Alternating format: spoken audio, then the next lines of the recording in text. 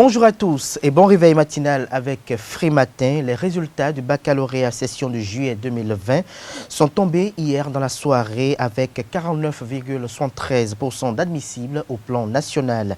Les confrères de la presse écrite en parlent ce matin et apportent l'information à la une de leur parution du jour et rappellent qu'il se tiendra ce jour à Parakou l'élection du nouveau maire de la ville et celle de ses adjoints.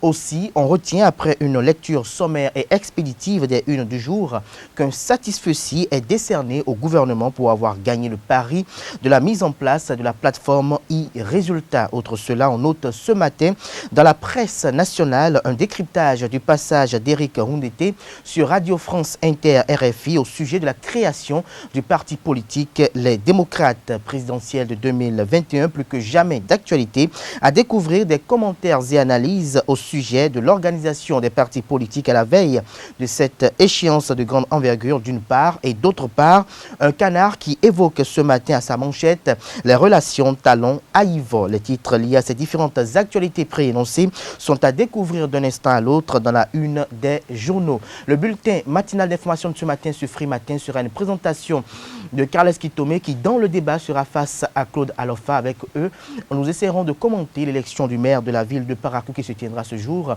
et nous ferons également un petit commentaire au sujet de Patrice Talon et de Joël Haïvo qui sont appelés à être candidats à la présidentielle de 2021.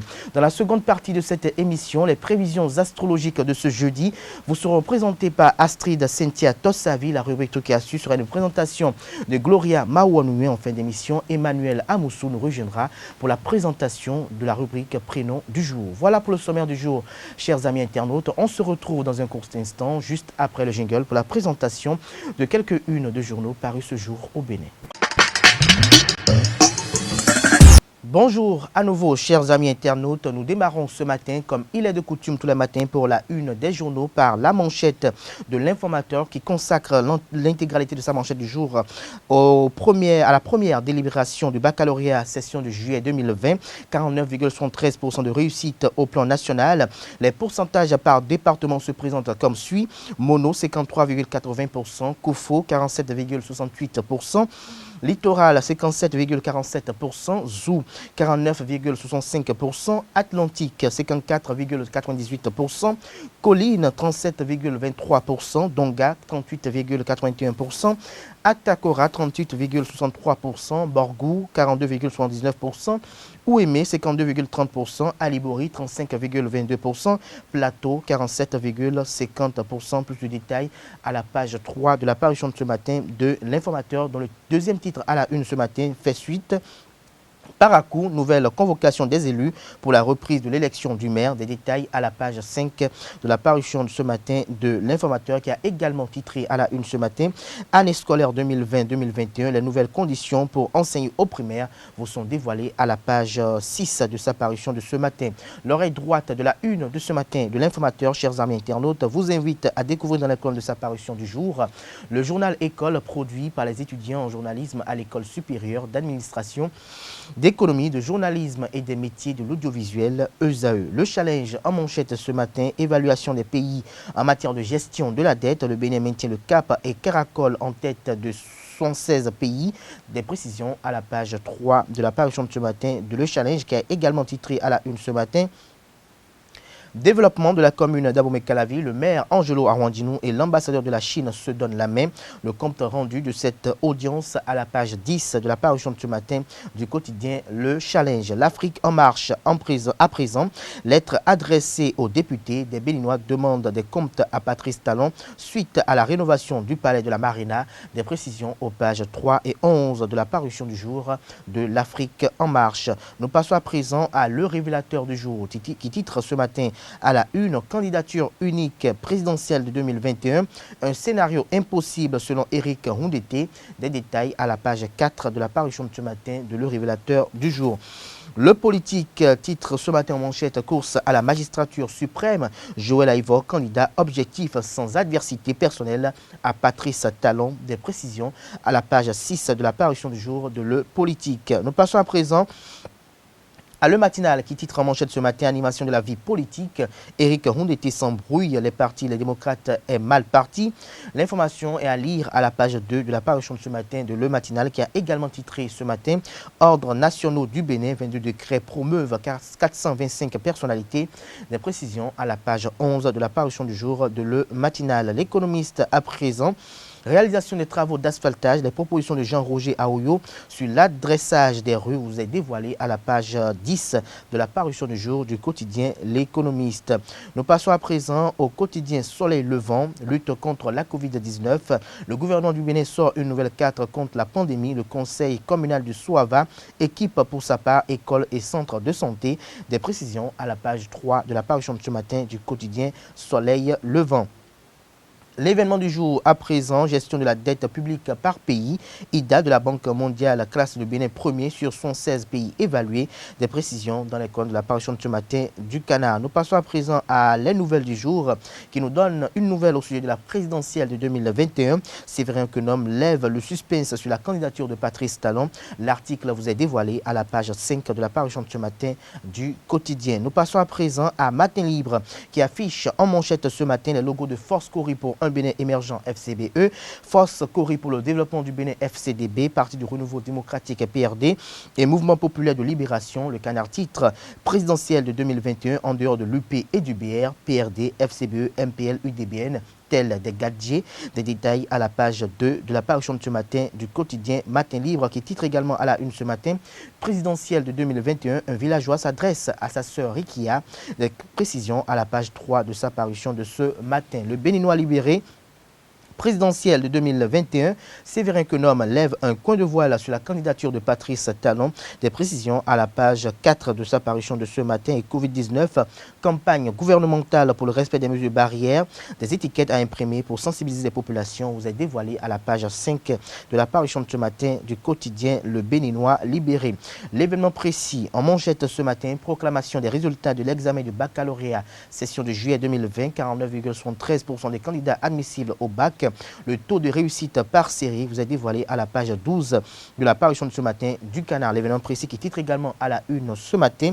Convocation d'une session extraordinaire. Charles Toko pressenti pour reconquérir le fauteuil municipal. Le nouveau maire de Parakou et ses adjoints enfin connus ce jour. Des précisions à la page 3 de sa parution de ce matin. Nous passons à présent au quotidien national d'information. La Nation qui titre en manchette ce matin, contentieux des élections communales à la Cour suprême, bouleversement à Boycon, Savalou et Boukoumbe. Des détails à la page 3 de la parution du jour du quotidien national d'information qui a également titré à la une ce matin, reprise de l'élection du maire et de ses adjoints à Parakou, les élus municipaux convoqués à nouveau pour ce jeudi. Des détails à la page 3 de sa parution de ce matin. Et l'Indépendant pour clore cette une des journaux, l'Indépendant qui titre en manchette ce matin, le DIRCOM Wilfried Léon Rumbidi à propos de la candidature de Patrice Talon en 2021. En son temps, il se prononcera sur sa candidature ou non, a-t-il laissé entendre aux confrères de l'Indépendant. Les exigences des populations qui font planer le doute vous sont dévoilées à la page 2 de la parution de ce matin du Canard, qui a également titré à la une ce matin, comme bien d'autres. Première délibération du bac session de juillet 2020, 49,73% de taux d'admissibilité au plan national. Des précisions également à la page 2 de la parution de ce matin du Canard où un avis de perte vous est dévoilé. Merci, chers amis internautes, pour l'attention. Free Matin se poursuit. C'est tout pour la une des journaux. Les quotidiens sont disponibles dans les kiosques et sont accessibles également en ligne. Nous passons à présent au bulletin matinal d'information de ce matin sur Free Matin. C'est une présentation de Carles Kitomi. Mesdames et messieurs, bonjour et bienvenue à ce bulletin d'information. À l'instar des 56 autres États membres de l'Organisation de la coopération islamique, le Bénin va essayer de tirer profit des énormes avantages qu'offre la nouvelle charte de l'organisation. Des précisions nous sont données par le député Ibrahima Ousmane. Membre de l'OCI depuis 1982, plusieurs raisons motivent l'intérêt de la ratification par notre pays de la nouvelle charte de l'OCI. Ces intérêts se présentent comme suit. Premièrement, il s'agit d'une charte de protection des droits de l'homme. La ratification par notre pays de cette nouvelle charte montre à plus d'un titre combien le gouvernement du président Patrice Talon est respectueux des droits de l'homme et réaffirme à la communauté internationale et à ses citoyens son attachement à la défense des droits fondamentaux et à la lutte contre la pauvreté. Ainsi, le Bénin va consolider son engagement en matière de droits de l'homme sur la scène internationale et conforter sa place dans le concert des nations. Deuxièmement, les intérêts économiques. La ratification de cette charte offrira à notre pays un intérêt particulier, notamment l'occasion de réaffirmer son adhésion aux objectifs et aux valeurs de l'organisation, ainsi que sa volonté de renforcer sa coopération avec celle-ci, toute chose qui pourrait favoriser le développement et le raffermissement des relations bilatérales avec les États membres. Cette ratification permettra également l'accès de notre pays à divers mécanismes de financement contenus dans les accords spécifiques et surtout d'être éligible au programme de développement qu'offrent les banques et autres institutions de financement du monde arabe. Outre les 3 comités thématiques permanents que sont le comité de la science et de la technologie, le comité de l'économie et du commerce, le comité de la communication et de la culture, ainsi que le comité Al-Qudus, l'organisation de la coopération islamique, possède des institutions spécialisées opérant sous sa bannière, telles que la Banque islamique de développement BID et l'Organisation islamique pour l'éducation, la science et la culture. De façon spécifique, cette charte présente plusieurs avantages à la communauté islamique de notre pays. En effet, l'OCI, à travers son objet, vise à, je cite, « parler d'une seule voix pour défendre les intérêts des États membres et assurer le progrès et le bien-être de leur population et de tous les musulmans à travers le monde. » Au fil du temps et de sa consolidation, la cause de l'islam est devenue son fer de lance. L'édition 2020 de la Journée internationale de la traite négrière de son abolition aura lieu le 23 août prochain à Ouidah. En prélude à cette célébration, le président du comité de commémoration du 23 août fait l'historique de la célébration. Christophe Chaudaton est au micro de nos reporters. La JISNA, c'est la Journée internationale du souvenir de la traite négrière et de son abolition.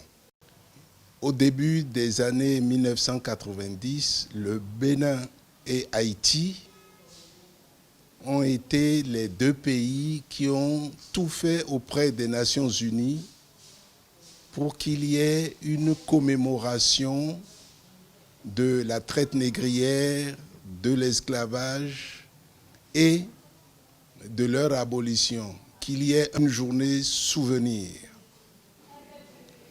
Et cela a été adopté.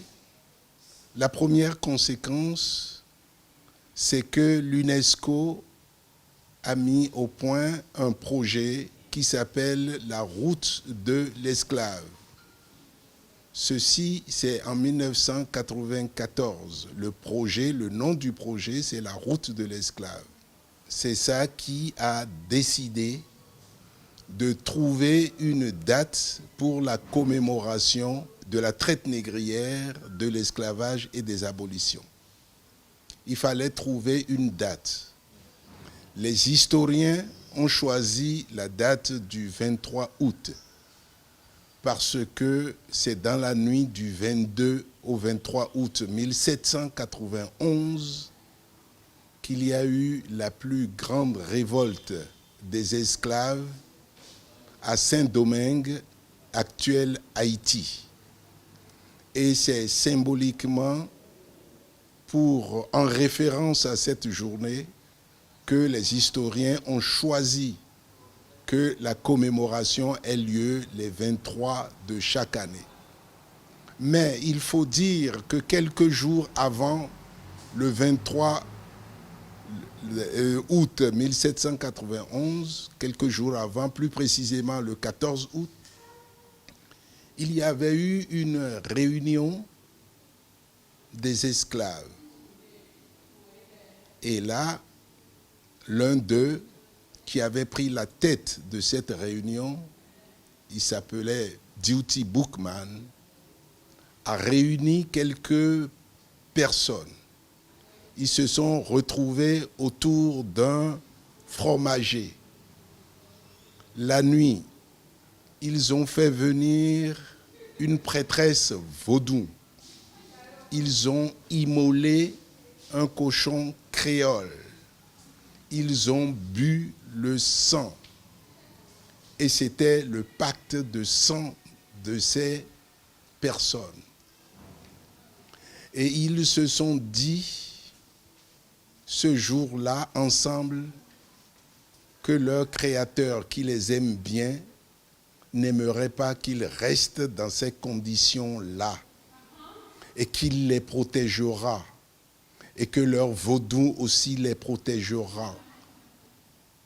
Et à partir de là, dans cette nuit du 14 août, ils ont décidé la révolte qui aura lieu effectivement dans la nuit du 22 au 23 août 1791. Hier, 12 août 2020, a marqué le 16e anniversaire du décès du maestro Jonas Pedro. L'ambassadeur de la culture béninoise et membre du groupe panafricain Africando a tiré sa référence à 61 ans le 12 août 2014 au Centre national hospitalier et universitaire Hubert Koutoukou Manga de Cotonou, laissant derrière lui un lourd héritage que ses enfants biologiques et spirituels essayent de porter. Qui est Jonas Pedro? La réponse dans cet élément. De son vrai nom, Jonas Sossou Pierre Kwasivi, Jonas Pedro est né le 10 janvier 1943 à Cotonou, au Bénin. Le sacerdot béninois est mort le 12 août 2004 au Centre national hospitalier universitaire Hubert Koutoukou Manga à l'âge de 61 ans des suites d'un cancer de la prostate au bout de 40 années de carrière. Il laisse en héritage d'innombrables albums et 7 enfants. En tant que chanteur, auteur, compositeur, instrumentiste et danseur, Jonas Pedro a pratiqué le high life, la juju music et le agbadja. Il a modernisé le agbadja traditionnel de Lokossa, sa ville d'origine dans le département du Mono au sud du Bénin. Il en fait le agbadja world beat. Il chante dans de nombreuses langues telles que le Mina, le Hadja, le Yoruba, le français, l'anglais et l'espagnol. Jonas Pedro a chanté Fesso Jaye, qui est devenu le générique d'une émission à succès des Jeux panafricains en 1973. Jonas Pedro a su marquer le monde musical avec plusieurs titres tels que Davoda Bome, Yiriri Boum, Azonklon, Kandevie, Les femmes d'abord, Oh, que le temps passe, Las Melodias. Jonas Pedro estime que la musique guérit. Il l'a chantée et il a créé la salle musique clinique dans sa maison où des maladies peuvent être guéries.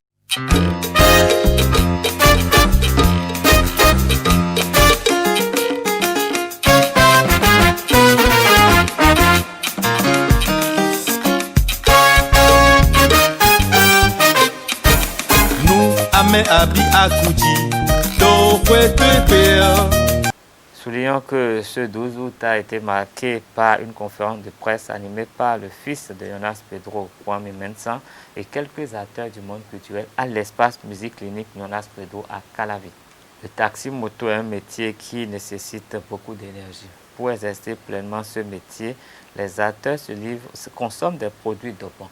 Sous prétexte de combattre la fatigue ou de prévenir des maladies, ils prennent des produits qui peuvent nuire à leur santé. Gloria Maonounouen, Emmanuel Amoussou nous dévoile un peu les méandres de ce milieu dans ce reportage.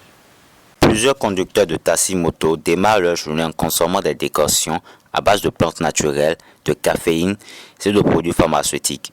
Nous,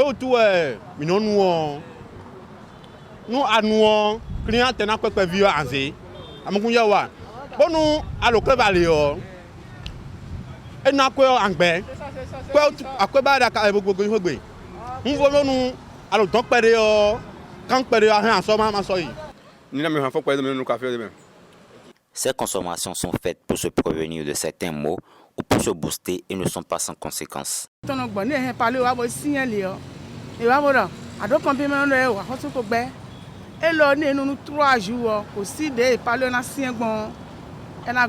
Quand tu as la fatigue, d'abord nous traitons la fatigue, le paludisme et le paludisme. Oui.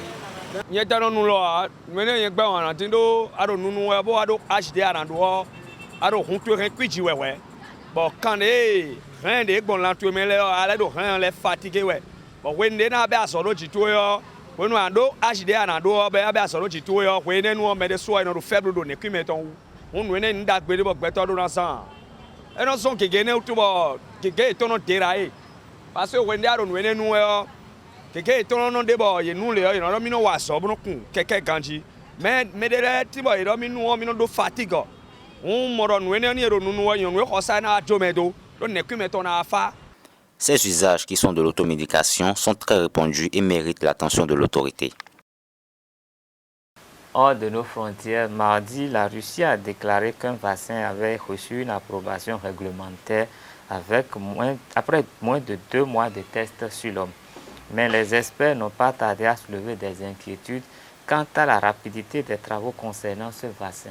Et une liste croissante de pays ont exprimé leur scepticisme.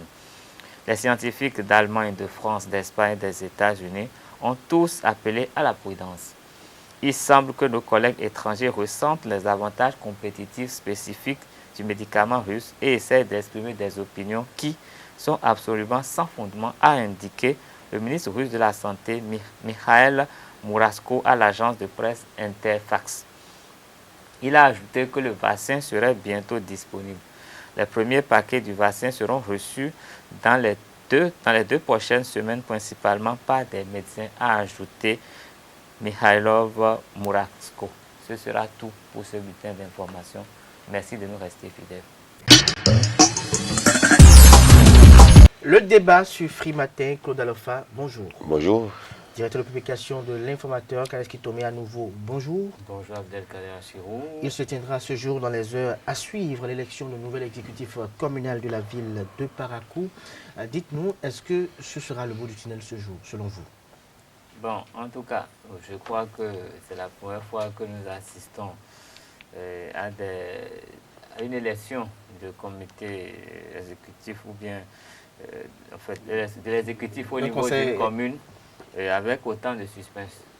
Je pense que cela ressemble à un bon film américain parce que nous allons de rebondissement en rebondissement. Et bon, je ne sais pas à quelle source les différents acteurs se sont abreuvés avant ce jour pour pouvoir dire qu'ils vont finalement nous sortir des noms.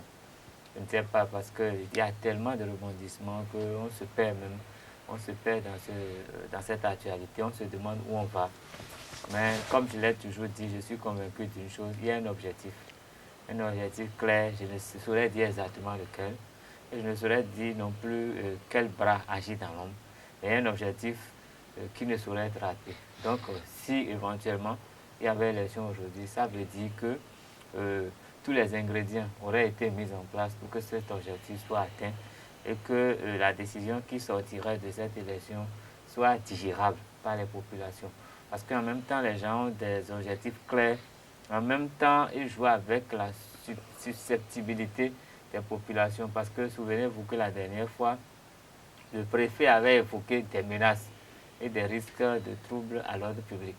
Donc, c'est un préfet, il a quand même des renseignements qui lui ont donné des informations. S'il le dit, ça veut dire que c'est vrai. Et aujourd'hui, s'ils arrivaient à faire les élections, ça voudrait dire qu'ils auraient trouvé quand même un moyen pour gérer toutes les conséquences ou bien tout ce qui pourrait découler de la liste qui pourra sortir. Et donc, c'est hautement politique, c'est hautement stratégique ce qui va se passer. Et donc, moi, je me dis, ce n'est même plus la peine de faire un commentaire. Et nous allons attendre, ça viendra et nous allons constater. Et nous allons apprécier avec le temps l'effet. Et c'est sûrement dans quelques mois que nous allons pouvoir comprendre mieux ce pourquoi il y a eu tout ce tumulte-là au cours de cette élection. Autour de cette élection, Claude Alofa, est-ce que selon vous, ce sera le bout du tunnel ou ce sera, je dirais, le début d'un nouvel rebondissement? Non, tout dépend des objectifs qui sont visés.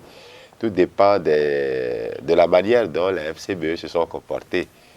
Parce qu'il ne faut pas oublier que ce sont les FCBE qui, actuellement, dirigent la mairie de Parakou. La question est de savoir, est-ce que les négociations ont été suffisamment bien menées? Est-ce que le maire s'est montré disponible pour pouvoir lâcher beaucoup de ses prérogatives? Est-ce qu'il a accepté? Est-ce que le parti FCBE trouve réellement un intérêt à ce que Yaya continue d'être maire de Parakou? Parce que ce n'est pas seulement le fait que les FCBE n'aient plus cette majorité-là pour être le maire, mais c'est aussi le fait que la FCBE, au sein du parti FCBE, le leader, le secrétaire exécutif national, est-ce qu'il ne se sent pas un peu affaibli en ayant une force, un autre pôle de décision à la mairie de Parakou? Parce que ce n'est pas une petite mairie, c'est une municipalité. Et donc, c'est un peu difficile. Et donc, on peut dire que tout ça là a été mis en jeu parce que tout dépendra du parti. C'est le parti qui joue les jeux de nos jours. Yaya, s'il veut maintenir son poste, avait besoin donc de négocier non seulement avec le chef de son parti, mais aussi avec l'UP et puis le BR. Alors, aujourd'hui, je me dis que certainement, tout est fait prêt pour que nous ayons un nouveau maire. Parce que on n'a pas eu l'impression qu'il y a eu quelque chose qui a bougé au niveau des FCBE. On a écouté un peu le secrétaire exécutif national du parti, Paul Roukbert. Il n'a pas laissé entendre qu'il y avait quand même des avancées par rapport au parti et ni par rapport donc aux négociations avec les autres partis. Donc, oui, c'est possible que nous soyons à la fin, mais cette fin-là, c'est probablement que le maire Yaya quittait le poste. C'est probable que le maire Yaya Boubacar quitte le poste de maire de la ville de Parakou. Nous allons observer de très près cette actualité. Kales Kitomé, la nation a donné une information ce matin, comme quoi la Cour suprême également a bouleversé également l'ordre au niveau de Savalou, de Bokoumbe et également de Boïko. Est-ce que nous allons assister encore à une reprise des élections un peu partout dans certaines communes avec ces recours adressés devant la Cour suprême qui viennent après, de quelques mois après l'installation des 10 maires, des 10 conseils communaux? Bon, c'est vrai que le bouleversement, il est presque certain. Et ce qu'il faut noter, c'est qu'habituellement, après les communales, les gens introduisent des recours qui aboutissent peut-être après une année, 2 ans. Parfois, les conseils communaux déjà en fin de mandat, avant que nous ayons vraiment des actes qui viennent, des décisions de justice qui viennent qualifier. Parce qu'on a déjà vu ça plusieurs fois. Mais cette fois-ci, par contre, la Cour suprême a fait preuve de célérité. C'est la toute première fois que les recours ont connu des suites au niveau des élections communales avant la fin d'un trimestre. De célérité. Avant la fin d'un trimestre, il n'y en avait presque jamais eu. Presque jamais, sinon des décisions qui n'impactaient même pas l'élection de l'exécutif au niveau des communes. Et cette fois-ci, tout le pays est en chantier. Donc même les hommes... Un chantier politique. C'est ce que je suis en train de dire. Donc eux aussi, il y a une célérité qui a commencé à qualifier ce qu'ils font. Vous voyez un peu tout ce qui se passe au niveau de la criette. Les dossiers qui pouvaient attendre 10 ans sont vidés en quelques mois.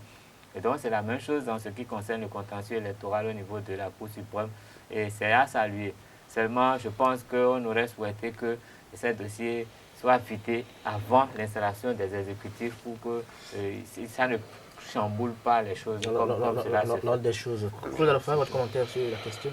Oui, je me demande juste à quoi on va s'attendre, parce que là après Parakou, voici que vous venez de citer. Alors, est-ce qu'après ces 3-là, est-ce qu'on ne va pas encore se retrouver à d'autres? Et se demander si l'appareil qui gère les communales n'a pas un peu de rouille dans les articulations, et vouloir juste suggérer qu'on puisse trouver un autre moyen pour que la population ne se retrouve pas à cette situation. Déjà, la relecture du code électoral a créé des petits problèmes. On a commencé par penser qu'il y a en dessous trop de manèges, trop de stratégies mises en œuvre. Alors, si après cela, il faut encore commencer par changer les donnes, un peu comme cela se voit par à coup, si on a l'impression, parce que là c'est une autre chose, si on a l'impression que tout est fait pour pouvoir corriger, pour pouvoir donc changer les donnes, ça va commencer par créer une autre situation au niveau des populations, et les maires, les élus locaux ne serviront plus à rien, parce que les populations n'auront plus confiance en ces élus locaux. Vous savez, pendant longtemps, on a cru que c'est la Cour constitutionnelle qui décidait du président de la République. Et lorsque c'était comme ça, les présidents qui ont eu ces problèmes-là ont eu des problèmes aussi de... Oui. Lorsque... Je ne dis pas de la Cour constitutionnelle. On a eu l'impression que c'est la Cour constitutionnelle qui décidait. Et c'était une impression généralisée. Et ça a créé un problème au niveau des populations. Lorsque le président est là, on ne voit pas un peu l'attachement, on ne voit pas les gens mis au travail. Ça a commencé par changer. Alors si, à la base, on a l'impression que la Cour suprême est là pour pouvoir, lorsque peut-être on ne sait quelle machine n'est pas d'accord avec le maire élu, on peut trouver des stratagèmes pour pouvoir changer les donnes. Ça va commencer par devenir mauvais pour la démocratie locale. Mauvais pour la démocratie locale. Pense qu'il faut pas qu'on y arrive. Merci à vous, Kalash Kitome. Je pense qu'en la matière, peut-être que la loi doit être révisée de façon à ce que les maires soient élus peut-être quelques mois avant de prendre fonction, laisser ce temps aux populations qui souhaiteraient introduire des recours, que tout soit introduit, que ça soit vidé avant que les nouveaux élus ne prennent vraiment fonction. Kalash Kitome, en quelques secondes, il y a Kala qui a titré ce matin, course à la présidentielle de 2021. Joël Aïvo, candidat objectif sans adversité personnelle à talent. Qu'est-ce que vous en retenez, vous? Non, mais on ne pourrait pas être candidat juste parce qu'on est adversaire de quelqu'un. Est-ce qu'il y aurait certains qui suivaient le candidat pour des causes d'adversité? Je crois qu'il y en a souvent eu au Bénin. Hein. N'oubliez pas qu'à la veille de 2016, quelqu'un nous disait, nous suppliait, nous pleurait carrément à la télé pour dire ne lui remettez pas le pouvoir, il est méchant, il est mauvais. Et donc, vice-versa, les gens s'en voulaient. Et vous savez, généralement, je me rappelle, j'ai discuté avec les gens qui voulaient, il faut qu'on lui donne le pouvoir parce que l'autre l'a fait trop souffrir, on doit le venger. Donc, on a souvent amené quelqu'un au pouvoir pour se venger de quelqu'un d'autre. Et si Joël Aïvo n'est pas dans ce pouvoir, je crois que c'est une très bonne chose. C'est ce que nous souhaitons. Maintenant, il vient seul. C'est qui? Son policier. Il nous propose quoi? Nous ne voyons pas clair. Nous sommes à quelques semaines de la présidentielle. Claude Alafa, très rapidement. Oui, non, Joël Aïvo venir sans... Je crois que c'est juste de la communication. Ça s'inscrit en espérant, en voulant donc négocier avec celui qui est là, qu'on considère comme le plus fort. Et on veut montrer qu'on n'est pas contre lui. Bon, tant mieux si c'est vrai. On est en politique, toutes les guerres sont permises. Oui, je crois que bon, c'est purement des stratégies de communication. Tant mieux. L'essentiel est qu'au bout du rouleau, le Bénin se développe. Merci à vous, Claude Alafa. Je rappelle que vous êtes le directeur de publication de l'Informateur. Vous étiez face à Kalash Kitome, journaliste reporter d'images à ESAE Télévision. Free Matin se poursuit. Nous allons installer à présent Cynthia Astrid Tossavi pour l'horoscope du jour et Gloria Mawanwe pour la rubrique Trucs et astuces. Chers amis internautes, bonjour et bienvenue sur les prévisions astrologiques de ce jour. Bélier, Jupiter va influencer vos relations amoureuses si vous êtes célibataire. Vous ferez des rencontres intéressantes et vous trouverez probablement une personne avec qui vous passerez d'agréables moments. Si vous êtes en couple, ne baissez pas votre garde et ne laissez pas les doutes s'installer. Amis Taureau, côté famille, c'est peut-être le calme avant la tempête. Le maintien de la bonne ambiance naturelle dépendra surtout de votre état d'esprit.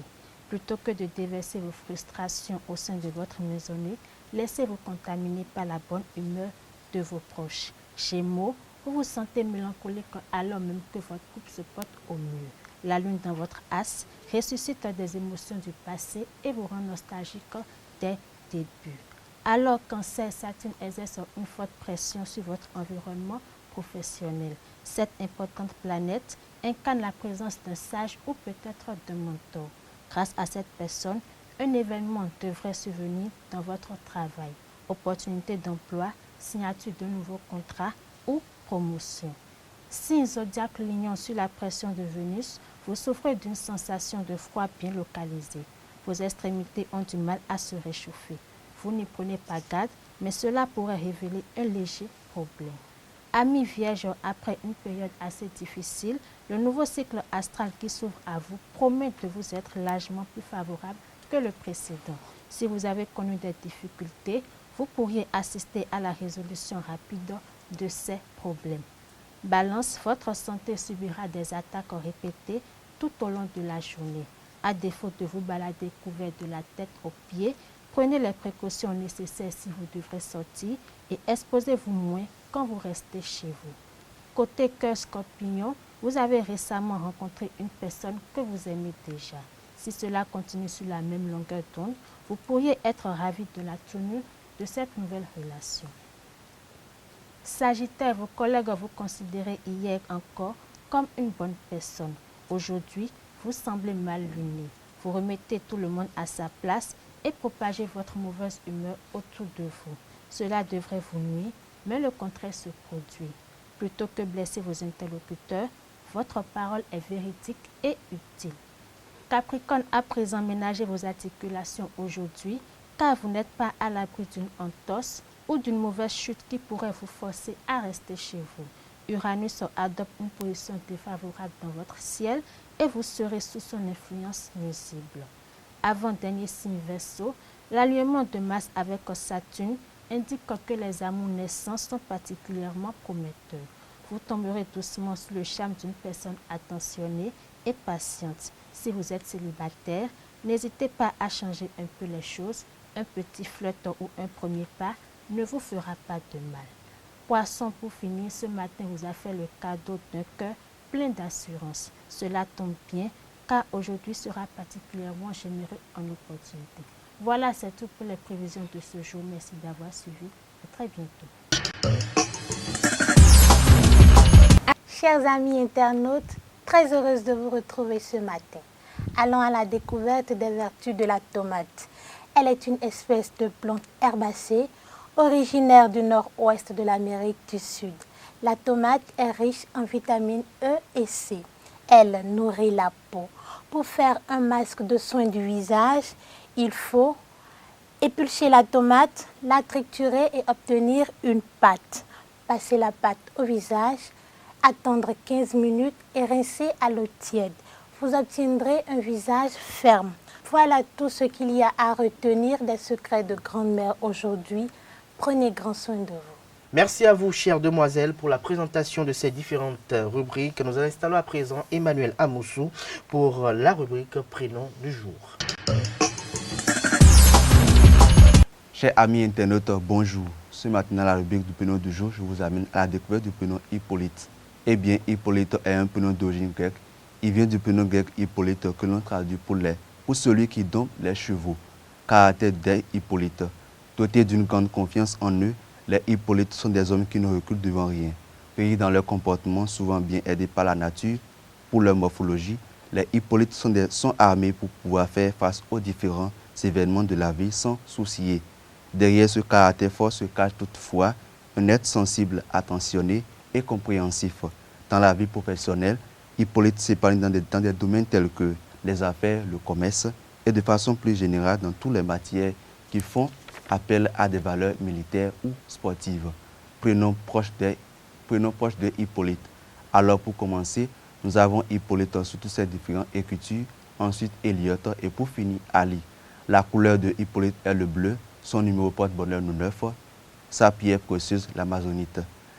Dernier rival pour finir avec la rubrique du prénom de ce matin, soyez vigilants à ne pas attribuer le prénom Hippolyte à votre garçon si dans votre nom de famille se trouve la sonorité IT. Voilà, mesdames et messieurs, nous voici à la fin de cette rubrique. Portez-vous bien et agréable journée à vous tous. Ainsi se referme Free Matin ce matin. Merci pour l'attention. On se retrouve demain vendredi pour le dernier numéro de la semaine. Portez-vous bien. Excellente journée en compagnie de nos programmes sur EZTV.